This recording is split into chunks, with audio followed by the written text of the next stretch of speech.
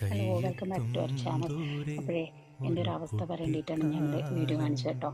സംഭവം എന്താ പറയുകയെന്ന് വെച്ച് കഴിഞ്ഞാൽ, നമ്മുടെ നാട്ടിലൊക്കെ എത്ര പ്ലാവ് മരമുണ്ട്, അതിലെത്രയോ ചക്ക ഉണ്ടായിരുന്നു. അപ്പോഴെല്ലാം കഴിക്കാൻ പറയുന്ന സമയത്ത് ആർക്കും വേണ്ടായിരുന്നു. അതങ്ങനെ വഴുത്ത് താഴെ വീണ് അടുത്ത വീട്ടിൽ ആടൊക്കെ വന്ന് അതൊക്കെ തിന്ന് അത് വയറ് നിറയിക്കുകയെന്നല്ലാണ്ട് നമ്മൾ കഴിച്ചിട്ടൊന്നുമില്ല കേട്ടോ. അപ്പോൾ ഇപ്പോൾ ഒരു 1.5 വർഷമൊക്കെ ആയിട്ട് ഇവിടെ വന്നപ്പോൾ ചക്ക എന്നൊക്കെ പറയുമ്പോൾ ഒരു വികാരമായി. എവിടെ ചക്ക ഉണ്ടെങ്കിലും ഒന്നെങ്കിലും വേണമെന്നുള്ള ഒരു ആശ മൂത്തപ്പം കടയിൽ പോയപ്പം ഒരു ചെറിയൊരു ഇത്രയേ ഉള്ളൂ കേട്ടോ. അതിലൊരു 13 പീസോ 14 പീസേ ഉള്ളൂ.